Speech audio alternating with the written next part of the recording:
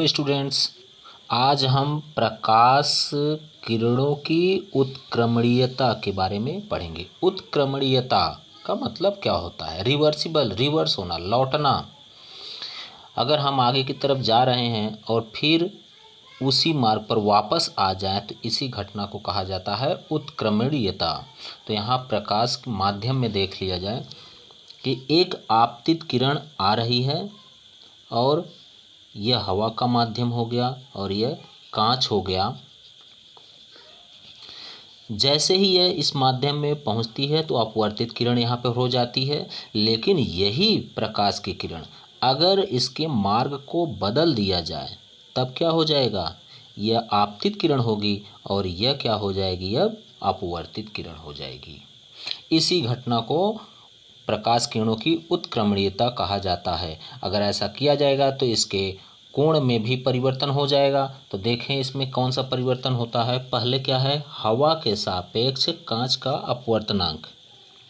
हवा के सापेक्ष कांच का अपवर्तनांक, तो इधर साइन आई बटे साइन आर हो जाएगा। साइन आई बटे में साइन आर, ये मान लेते हैं समीकरण 1 हो गया।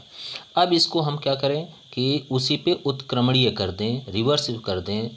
आपतित किरण को अपवर्तित किरण और अपवर्तित किरण को आपतित किरण यदि मान लें तो क्या हो जाएगा? यहाँ कांच के सापेक्ष हवा का अपवर्तनांक, कांच के सापेक्ष हवा का अपवर्तनांक बराबर क्या हो जाएगा? अब साइन आर बटे साइन आई हो जाएगा। साइन आर बटे में साइन आई, मान लिया समीकरण कितना हो गया? 2 हो गया।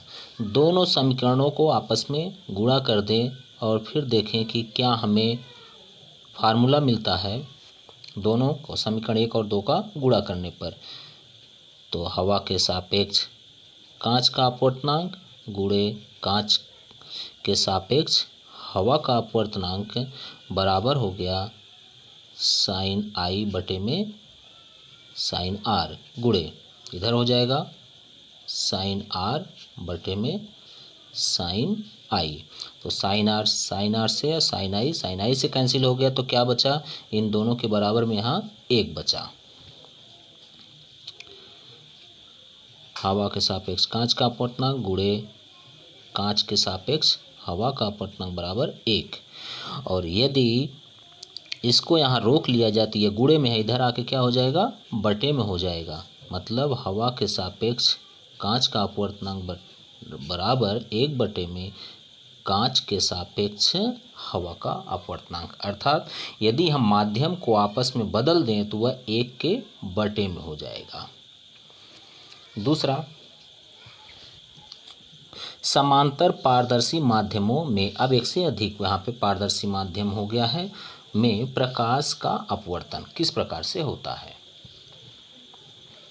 यहाँ पे 3 माध्यम लिया गया है, हवा, जल और कांच। 3 माध्यम में यहाँ पे आपतन कोण, अपवर्तन कोण, फिर यहाँ पे अगर इन दोनों माध्यमों के लिए देखा जाए तो आपतन कोण अपवर्तन कोण, अगर यहाँ पे देखा जाए तो आपतन कोण अपवर्तन कोण, ऐसे लगातार बदलता जा रहा है। तो इन दोनों माध्यमों के लिए देखें, हवा और जल के लिए, हवा के सापेक्ष जल का अपवर्तनांक बराबर साइन I1 बटे में साइन R1, समीकरण कितना है? 1। दूसरे में जल के सापेक्ष कांच का अपवर्तनांक, जल के सापेक्ष कांच का अपवर्तनांक बराबर, इन दोनों में अगर आ जाएंगे तो R1 बटे में R2, साइन R1 बटे में साइन R2, समीकरण 2। कांच और हवा में आ जाए, कांच और हवा में तो R2 बटे में I1, यहाँ पे हो गया कांच के सापेक्ष हवा का अपवर्तनांक बराबर साइन R2 बटे में साइन I1। समीकरण नंबर 3।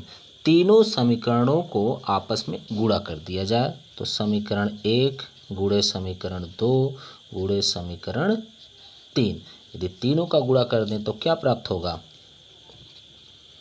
हवा के सापेक्ष जल का अपवर्तनांक गुणे जल के सापेक्ष कांच का अपवर्तनांक गुणे कांच के सापेक्ष हवा का अपवर्तनांक बराबर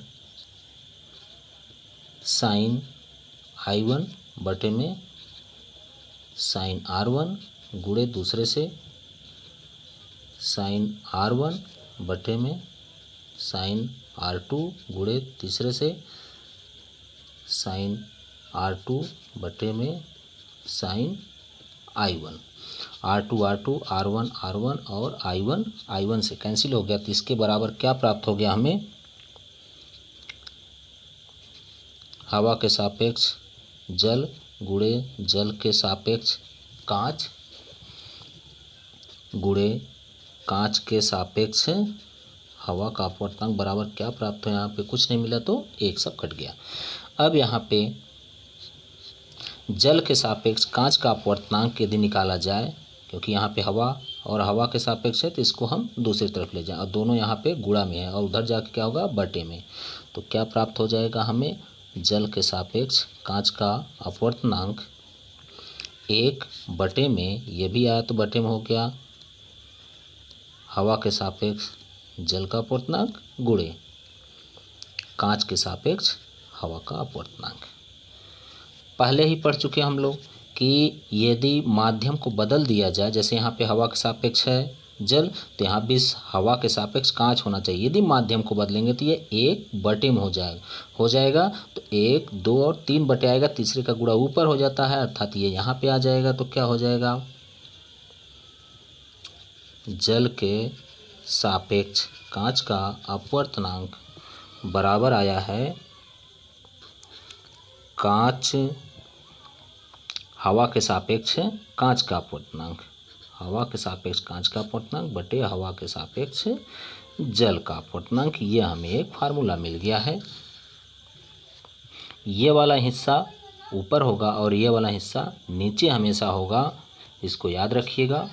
अगर वीडियो पसंद आए तो प्लीज़ लाइक और शेयर करिए, कमेंट भी करिए। धन्यवाद।